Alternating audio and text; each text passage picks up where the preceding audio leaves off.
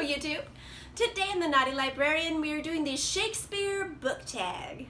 This tag was created by Wild Book Garden and I post a link to the original video down below so you can check it out. I don't know what it is about like the fall and the winter time, but I feel like it's the perfect time for Shakespeare. There's just something about it. I know he's written like books that take place in summer, but I still want to read them in the winter. There's just something that goes well with like chilly weather in Shakespeare. Am I right? I think I'm right. I've been holding this book this whole time. It's a complete works of William Shakespeare, and I figured, hey, if you got it, flaunt it. So I pulled it off my shelf just so I could hold it in this one video. Anyway, let's get into some Shakespeare goodness all up in this bitch. Yeah, poetry.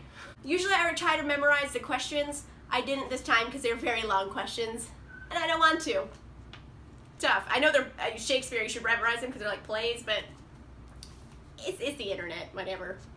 Number 1, Much Ado About Nothing. Your favorite bickering couple whom everyone knows really care about each other. And this can be a romantic relationship or a friendship. Obviously I have to pick The Hating Game by Sally Thorne. Oh my gosh, why would I ever not pick this? This is a romance. It's a story of Lucy and Joshua. They are co-workers and they bicker basically all day with each other. Like, they hate to love each other and love to hate each other. In the end, they just love each other. So like it's nice seeing like their friendship grow out of this adversity, and then like they love each other. But yeah, they bicker pretty much the whole book. They bicker, but in the end, they like end up together. So obviously, they love each other. Number 2, Measure for Measure, a book whose plot or genre is really hard to explain to other people.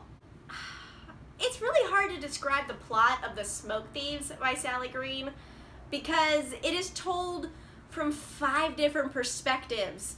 So each story is different and they're all in the same book together. So you can't say the story's just about one thing because it's about 5 different things all at the same time and all of those answers are accurate. So yeah, it's really hard to tell people what this book is about. It's fantasy and there's demons, and when a demon dies, smoke comes out, and this smoke is like a super cool drug that's super illegal, and then the whole gun of there's this bottle of demon smoke, and that's what ties all these stories together with these 5 different characters. But like all 5 of them have completely different stories, so you can't really say what the book's about because it's not about one thing. Yeah, this is sufficiently hard to describe. Number 3, A Midsummer Night's Dream. Your favorite book featuring fairies or elves. I don't read a lot of books with fairies, surprisingly. Like, I couldn't think of a lot of them. The only one I could really think of was The Cruel Prince by Holly Black, because this takes place in fairyland. Like, all the characters are fairies pretty much. Well, no, the main character's a human, but she lives in fairyland, so fairies. And it's about Jude, who is like my girl. She is really ambitious and like ruthless, and I love her. She's trying to make her way through fairyland, which is very ruthless itself. So she has to be more ruthless than ruthless people. Awesome. Fairies. It's great. I don't read a lot of books about fairies, and I think I should change that because I know there's a lot of good stories featuring them. I don't read them. I don't know why. Let me know in the comments down below if you can recommend me a good fairy book. Leave it down there. Number 4, Hamlet, an underutilized female character. I think Nazira in Now I Rise is so underutilized. She is like a ride or die bitch, and I freaking love Nazira, and she could have had more cool stuff to do in this book. She was kind of a supporting character, and I don't know how to describe her character arc without giving away spoilers. I love her to be like the pieces, and like she could have done a lot more cool badass like spy stuff in the book than she does in the book. Like the stuff she does in the book is kind of muted, but I feel like she could have handled more responsibility. So Nazira, I love her to bits, and she could have done more in this book. Number 5, The Sonnets. Choose your favorite poem. I don't really have a favorite poem. I don't read a lot of poetry in general. Well, I used to read a lot more poetry when I was like an angsty teen, but I haven't read a lot since. But when I was an angsty teen, my favorite poetry book was Betting on the Muse by Charles Bukowski. I haven't read it in years, but I remember like loving this book. It was one of my favorite books of all time, which is odd because it was also published posthumously, so he didn't actually like curate this book himself, but whoever did it did an amazing job, because I remember just thinking this was like the deepest, coolest thing I've ever read in my life. And I don't know if it's still the deepest, coolest thing I've ever read in my life, but I remember loving it so much, so I'm gonna say my favorite book of poetry is Betting on the Muse by Charles Bukowski. Number 6, Richard III, a protagonist willing to do anything to get what they want. You can say this about Darrow in the entire Red Rising series, but I feel in particular, Darrow is very singularly focused on his goal in Iron Gold by Pierce Brown. He's so singularly focused on his objective that I feel like he will do anything to achieve it, even if some of the things he's doing will only end in tragedy for him. I don't agree with everything he's doing. A lot of people will defend Darrow up and down, but I feel like it's okay to be critical of Darrow because he doesn't always do the right thing. He's not like the Messiah. He's a man. And I think some of the things he does in Iron Gold were questionable. Like he thinks with all of his heart this is helping him achieve his objective. But as an outside perspective, I'm like, oh honey, you didn't have to do that, you know? Like he's so single-minded that he's like not seeing the whole picture.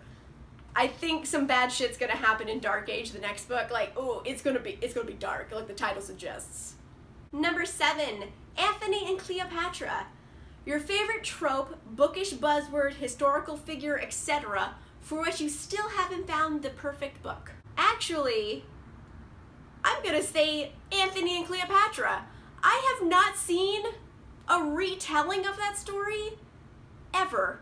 Like, what's up, YA fantasy? Why aren't you writing this retelling? That would be dope. Oh my gosh. Dear every writer I like. Like, please write an Antony and Cleopatra retelling. Or hell, even like a Julius Caesar retelling. Oh, that'd be so good. Kiersten White could do it. Kiersten White could do a Julius Caesar retelling like the same as she did with the Conqueror series from Vlad Dracul. Oh man. Julius Caesar as a retelling would be so good. So good. Or Antony and Cleopatra because they're all related. Oh my gosh, it could be a series. If this exists already and I am unaware, please let me know in the comments down below so I can read these books, but if they don't exist yet, they need to exist because that would be incredible. Number 8, Titus Andronicus, a lesser-known work by a popular author, one of which you want more people to read. I'm gonna say First Life by Gina Showalter. Gina Showalter is primarily known for writing the Lords of the Underworld series, which is a paranormal romance. It's smutty, it's great, I love that series. She also writes YA on occasion, and she wrote this series, this is book 1 of it, it's called First Life, and it's YA, and I actually really liked it. It's very dark, and it kind of has like a weird religious undertone, but without any actual religion in it. In this world, the afterlife is proven. Everyone knows it exists. And in fact, as you are living your life, you have to declare loyalty to one of 2 sides of the afterlife because those 2 sides are at war with each other. So after you die, you go to either one of either sides, essentially. So yeah, it's kind of weird living in a world where like death isn't really a big deal because there's a proven afterlife. Everyone goes there. Everyone knows about it. People in the afterlife come to Earth and like petition people to join their sides. Like, it's weird. It's kind of a cool idea. And we followed Tenley Lockwood, and she is a girl whose parents have locked her in a mental institution because she refuses to pick a side. And she kind of is like, I like how her brain works. She has this thing with numbers, and because she just loves math all the time, and she writes these weird poems that if you read it top to bottom, it says one thing. But if you read it bottom to top, it says a completely different thing, but it's the same poem. Oh my gosh. So it has some really cool writing in it. I think people should read it and check it out. It's actually a pretty good series. Number 9, King Lear, a complex female villain or anti-hero. Shifeng from Forest of a Thousand Lanterns is so complex. She is the protagonist of the story, but in reality, she's also the villain of the story. She does a lot of really evil things in her course of becoming the Empress. She wants to be Empress, she's very ruthless, and she will do whatever it takes to achieve that goal. And she's also kind of a witch? I don't know, she's not like a witch, it's hard to explain. I don't know, the bitch eats hearts. She like rips hearts out of chests and eats them, like. So she does obviously some evil things to accomplish her goal. But at the same time, she also questions her morality because she's still human enough to be like, okay, so I just like murdered a lady, I should feel bad about this, right? Like, why don't I feel bad about this? Is there something wrong with me that I don't feel bad about this? Like, she still questions, like, her morality throughout the book. So she's very complex. Like, she has, like, emotions and she feels things, but at the same time, she's also incredibly ruthless. So she's just, oh, she's delicious. I love her. She's a great villain. Number 10, The Taming of the Shrew. Choose 2 polarizing books, one you loved and one you hated. I feel like these are 2 very polarizing books. The one that I loved was Assassin's Blade by Sarah J. Maas, and the one I hated was Divergent by Veronica Roth. I'm not sure how exactly polarizing this book is. I just know that literally all of my booktube friends that I've talked to about this book have said it's bad. They've all like, ugh, Assassin's Blade, that was bad. And I was like, I liked it. I liked it a lot, actually. Yeah, but then again, I like Selena. And all my booktube friends tend to not like Selena Sardathian, and I kind of really like her. So I think this is just a me personal taste thing. I don't know if like my friends are like the unpopular opinion or not, but like literally everyone I've talked to this book about didn't like it, except for me. So I liked Assassin's Blade, whatever, I liked it. A well-beloved book is Divergent by Veronica Roth. However, I did not like it at all. Like 0% liked. It's just, I didn't like nothing about it like appealed to me as something that I couldn't put down and never think about again. Like I DNF'd this. I got to like 60-70%. It was just like, I don't give 2 shits how this ends. Like, what? The world building doesn't make sense, and I didn't like the characters. I felt they were dull, and I don't know. I don't get the appeal of it. I know a lot of people liked it. It did come out during the whole like YA dystopian craze, so that might have been a little bit of it, but I was not feeling it like at all. And I've tried other books by Veronica Roth, and I didn't like those either. So I think it just might be me and Veronica Roth like aren't on the same page about things, and that's okay. A lot of people like her stuff. I'm not one of them, so it means more books for everyone else.